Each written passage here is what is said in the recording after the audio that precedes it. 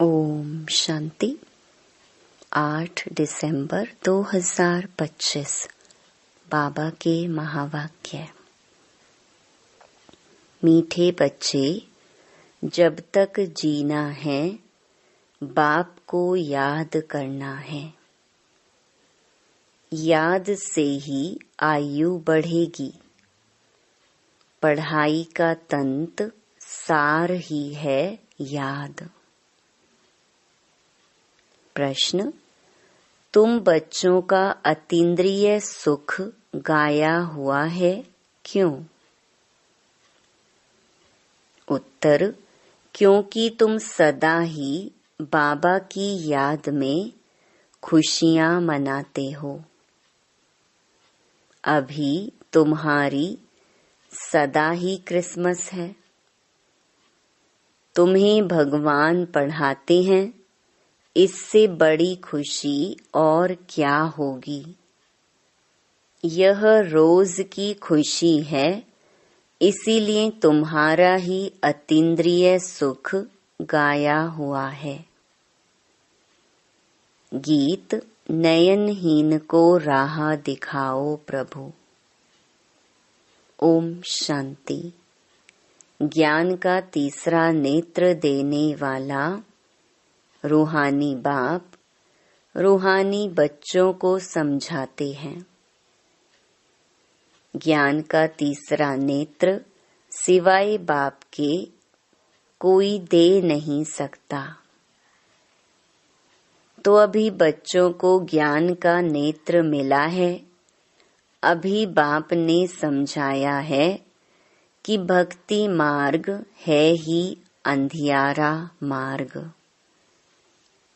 जैसे रात में सोझरा नहीं होता है तो मनुष्य धक्के खाते हैं। गाया भी जाता है, ब्रह्मा की रात ब्रह्मा का दिन। सतयुग में यह नहीं कहेंगे कि हमको राह बताओ, क्योंकि अभी तुमको राह मिल रही है। बाप आकर के मुक्ति धाम और जीवन मुक्ति धाम की राह बता रहे हैं। अभी तुम पुरुषार्थ कर रहे हो। अभी जानते हो कि बाकी थोड़ा समय है। दुनिया तो बदलने वाली है। यह तो गीत भी बने हुए हैं। दुनिया बदलने वाली है। परंतु मनुष्य बेचारे जानते नहीं हैं कि दुनिया कब बदलनी है, कैसे बदलनी है। कौन बदलाते हैं? क्योंकि तीसरा नेत्र तो ज्ञान का है नहीं। अभी तुम बच्चों को यह तीसरा नेत्र मिला है, जिससे तुम इस सृष्टि चक्र के आदि मध्य अंत को जान गए हो। और यही तुम्हारी बुद्धि में ज्ञान की स्क्रीन है। जैसे थोड़ी सी स्क्रीन बहुत मीठी होती है, वैसे यह ज्ञान के 2 अक्षर मन मना भव, यही सबसे मीठी चीज है। बस बाप को याद करो। बाप आते हैं और आकर के रास्ता बताते हैं। कहाँ का रास्ता बताते हैं? शांति धाम और सुख धाम का। तो बच्चों को खुशी होती है। दुनिया नहीं जानती है कि खुशियाँ कब मनाई जाती हैं। खुशियाँ तो नई दुनिया में मनाई जाएंगी ना। यह तो बिल्कुल कॉमन बात है कि पुरानी दुनिया में खुशियाँ कहाँ से आईं। पुरानी दुनिया में मनुष्य त्राही त्राही कर रहे हैं, क्योंकि तमो प्रधान है। तमो प्रधान दुनिया में खुशी कहाँ से आई? सतयुग का ज्ञान तो कोई में भी नहीं है। इसीलिए बेचारे यहाँ खुशियाँ मनाते रहते हैं। देखो क्रिसमस की खुशियाँ भी कितनी मनाते हैं। बाबा तो कहते हैं कि अगर खुशियों की बात पूछनी हो तो गोप गोपियों से, मेरे बच्चों से पूछो, क्योंकि बाप बहुत सहज रास्ता बता रहे हैं। गृहस्थ व्यवहार में रहते हुए, अपने धंधे धोरी का कर्तव्य करते हुए कमल फूल के समान रहो और मुझे याद करो। जैसे आशिक माशूक होते हैं ना, वह भी धंधा धोरी करते एक दो को याद करते रहते हैं। उनको साक्षात्कार भी होते हैं, जैसे लैला मजनू, हीरा रांझा। वो विकार के लिए एक दो के आशिक नहीं होते हैं। उनका प्यार गाया हुआ है, उसमें एक दो के आशिक होते हैं। लेकिन यहाँ वह बात नहीं है। यहाँ तो तुम जन्म जन्मांतर उस माशूक के आशिक ही रहे हो। वह माशूक तुम्हारा आशिक नहीं है। तुम उनको बुलाते हो यहाँ आने के लिए। हे भगवान, नयनहीन को आकर के राह बताओ। तुमने आधा कल्प बुलाया है। जब दुख ज्यादा होता है तो जास्ती बुलाते हैं। जास्ती दुख में जास्ती सिमरन करने वाले भी होते हैं। देखो अभी कितने याद करने वाले ढेर के ढेर हैं। गाया हुआ है ना, दुख में सिमरन सब करें, सुख में करे न कोई। जितना देरी होती जाती है उतना तमो प्रधान ज्यादा होते जाते हैं। तो तुम चढ़ रहे हो, वह और ही उतर रहे हैं। क्योंकि जब तक विनाश हो तब तक तमो प्रधानता वृद्धि को पाती रहती है। दिन प्रतिदिन माया भी तमो प्रधान वृद्धि को पाती जाती है। इस समय बाप भी सर्वशक्तिमान है, तो माया भी फिर सर्वशक्तिमान इस समय में है। वह भी जबरदस्त है। तुम बच्चे इस समय ब्रह्मा मुख वंशावली ब्राह्मण कुल भूषण हो। तुम्हारा है सर्वोत्तम कुल। इसको कहा जाता है ऊंच ते ऊंच कुल। इस समय तुम्हारा यह जीवन अमूल्य है। इसीलिए इस जीवन की, शरीर की संभाल भी करनी चाहिए। क्योंकि 5 विकारों के कारण शरीर की भी आयु तो कमती होती जाती है ना। तो बाबा कहते हैं इस समय 5 विकारों को छोड़कर योग में रहो तो आयु बढ़ती रहेगी। आयु बढ़ते बढ़ते भविष्य में तुम्हारी आयु 150 वर्ष की हो जाएगी। अभी नहीं। इसीलिए बाप कहते हैं कि इस शरीर की भी बहुत संभाल रखनी चाहिए। नहीं तो कहते हैं यह शरीर काम का नहीं है, मिट्टी का पुतला है। अभी तुम बच्चों को समझ मिलती है कि जब तक जीना है बाबा को याद करना है। आत्मा बाबा को याद करती है, क्यों? वर्षे के लिए। बाप कहते हैं तुम अपने को आत्मा समझकर बाप को याद करो और दैवी गुण धारण करो, तो तुम फिर ऐसे बन जाएंगे। तो बच्चों को पढ़ाई अच्छी तरह पढ़नी चाहिए। पढ़ाई में सुस्ती आदि नहीं करनी चाहिए। नहीं तो नापास हो जाएंगे, बहुत कम पद पाएंगे। पढ़ाई में भी मुख्य बात यह है, जिसको तंत कहा जाता है, कि बाप को याद करो।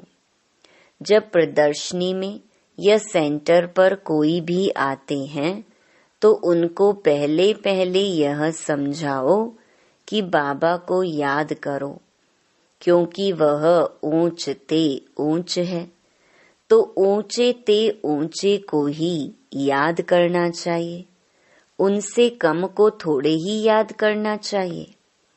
कहते हैं ऊंचे से ऊंचा भगवान। भगवान ही तो नई दुनिया की स्थापना करने वाले हैं। देखो, बाप भी कहते हैं नई दुनिया की स्थापना मैं करता हूँ, इसीलिए तुम मुझे याद करो तो तुम्हारे पाप कट जाएं। तो यह पक्का याद कर लो, क्योंकि बाप पतित पावन है ना। वह यही कहते हैं कि जब तुम मुझे पतित पावन कहते हो तो तुम तमो प्रधान हो, बहुत पतित हो, अभी तुम पावन बनो। बाप आकर के बच्चों को समझाते हैं कि तुम्हारे अभी सुख के दिन आने वाले हैं, दुख के दिन पूरे हुए हैं। पुकारते भी हो, हे दुख हरता सुख दाता।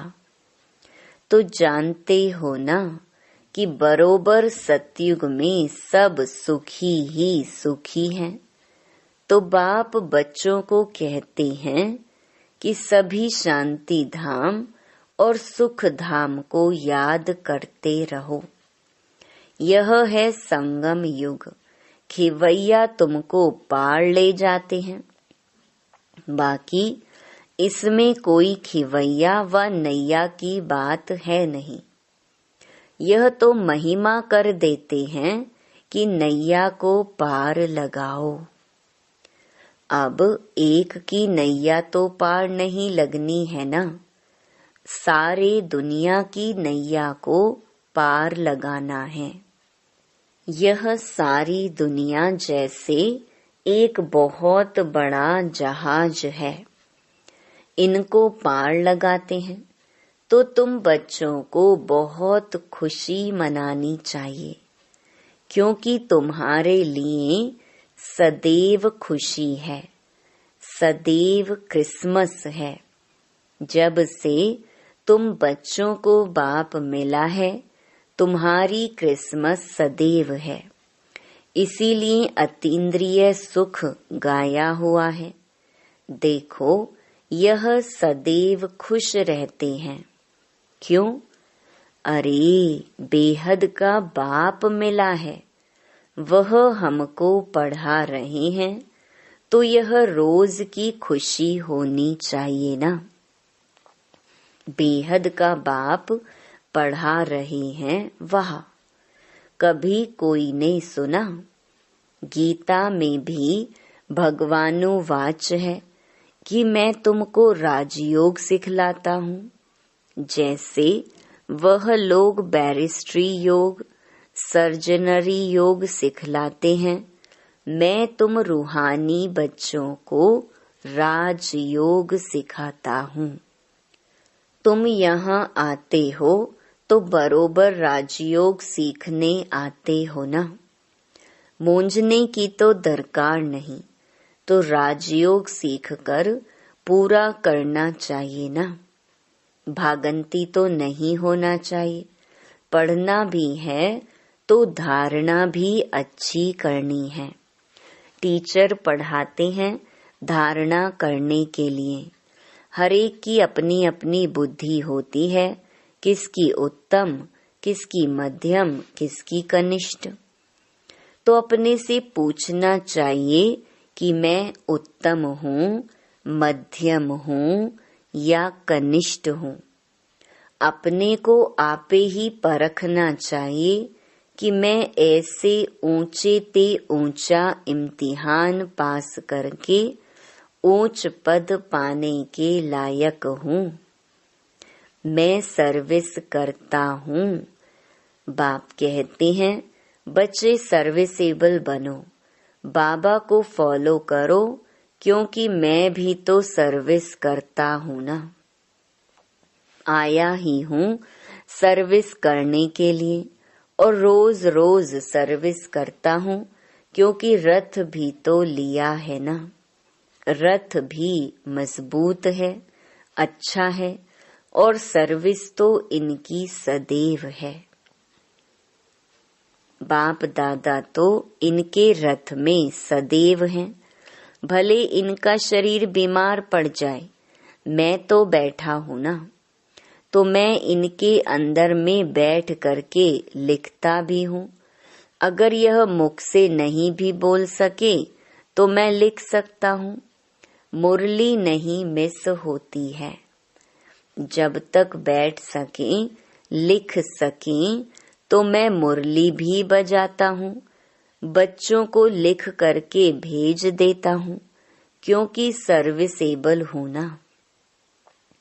तो बाप आकर के समझाते हैं कि तुम अपने को आत्मा समझ करके निश्चय बुद्धि हो करके सर्विस में लग जाओ। बाप की service on God fatherly service, जैसे वह लिखते हैं ऑन हिज मैजेस्टी सर्विस, तो तुम क्या कहेंगे? यह मैजेस्टी से भी ऊंची सर्विस है, क्योंकि मैजेस्टी माना महाराजा बनाते हैं। यह भी तुम समझ सकते हो कि बरोबर हम वर्ल्ड का मालिक बनते हैं। तुम बच्चों में जो अच्छी रीति पुरुषार्थ करते हैं, उनको ही महावीर कहा जाता है। तो यह जांच करनी होती है कि कौन महावीर हैं जो बाबा के डायरेक्शन पर चलते हैं। बाप समझाते हैं कि बच्चे अपने को आत्मा समझो, भाई भाई को देखो। बाप अपने को भाइयों का बाप समझते हैं और भाइयों को ही देखते हैं। सभी को तो नहीं देखेंगे। यह तो ज्ञान है कि शरीर बिगर तो कोई सुन ना सके, बोल ना सके। तुम तो जानते हो ना कि मैं भी यहाँ शरीर में आया हूँ। मैंने यह शरीर लोन लिया हुआ है। शरीर तो सबको है, शरीर के साथ ही आत्मा यहाँ पढ़ रही है। तो अभी आत्माओं को समझना चाहिए कि बाबा हमको पढ़ा रहे हैं। बाबा की बैठक कहाँ है? अकाल तख्त पर। बाबा ने समझाया है कि हरेक आत्मा अकाल मूरत है। वह कभी विनाश नहीं होती है, कभी भी जलती, कटती, डूबती नहीं है। छोटी बड़ी नहीं होती है। शरीर छोटा बड़ा होता है तो दुनिया में जो भी मनुष्य मात्र हैं, उनमें जो आत्माएं हैं, उनका तख्त यह भ्रकुटी है। शरीर भिन्न भिन्न है। किसका अकाल तख्त पुरुष का, किसका स्त्री का, किसका बच्चे का। तो जब भी किससे बात करो तो यही समझो कि हम आत्मा हैं। अपने भाई से बात करते हैं। बाप का पैगाम देते हैं कि शिव बाबा को याद करो, तो यह जो जंक लगी हुई है वह निकल जाए। जैसे सोने में अलॉय पड़ती है तो वैल्यू कम होती है, तो तुम्हारी भी वैल्यू कम हो गई है। अभी बिल्कुल ही वैल्यू लेस हो गए हैं। इसको देवाला भी कहा जाता है। भारत कितना धनवान था, अभी कर्जा उठाते रहते हैं। विनाश में तो सबका पैसा खत्म हो जाएगा, देने वाले, लेने वाले सभी खत्म हो जाएंगे। बाकी जो अविनाशी ज्ञान रतन लेने वाले हैं, वह फिर आकर अपना भाग्य लेंगे। अच्छा, मीठे मीठे सिकिलधे बच्चों प्रति मात पिता बाप दादा का याद प्यार और गुड मॉर्निंग। रूहानी बाप की रूहानी बच्चों को नमस्ते। धारणा के लिए मुख्य सार। पहला, बाप को फॉलो कर बाबा के समान सर्विसेबल बनना है। अपने को आपे ही परखना है कि मैं ऊंचे से ऊंचा इम्तिहान पास करके ऊंच पद पाने के लायक हूँ। दूसरा, बाबा के डायरेक्शन पर चलकर महावीर बनना है। जैसे बाबा आत्माओं को देखते हैं, आत्माओं को पढ़ाते हैं, ऐसे आत्मा भाई भाई को देखकर बात करनी है। वरदान, श्रेष्ठता के आधार पर समीपता द्वारा कल्प की श्रेष्ठ प्रालब्ध बनाने वाले विशेष पाठधारी भव। इस मर्जीवा जीवन में श्रेष्ठता का आधार दो बातें हैं। एक, सदा परोपकारी रहना। दो, बाल ब्रह्मचारी रहना।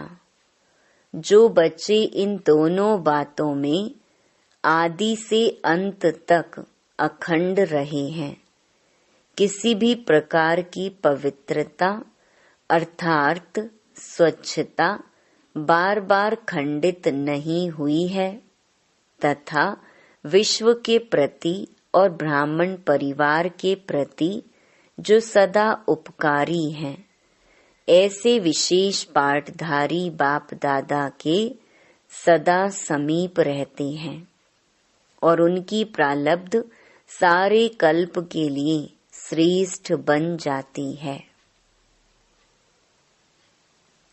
स्लोगन, संकल्प व्यर्थ हैं तो दूसरे सब खजाने भी व्यर्थ हो जाते हैं। अव्यक्त इशारे। अब संपन्न व कर्मातीत बनने की धुन लगाओ। कर्मातीत स्थिति का अनुभव करने के लिए ज्ञान सुनने सुनाने के साथ अब ब्रह्मा बाप समान न्यारे अशरीरी बनने के अभ्यास पर विशेष अटेंशन दो। जैसे ब्रह्मा बाप ने साकार जीवन में कर्मातीत होने के पहले न्यारे और प्यारे रहने के अभ्यास का प्रत्यक्ष अनुभव कराया। सेवा को व कोई कर्म को छोड़ा नहीं, लेकिन न्यारे हो लास्ट दिन भी बच्चों की सेवा समाप्त की। ऐसे फॉलो फादर करो। अच्छा, ओम शांति।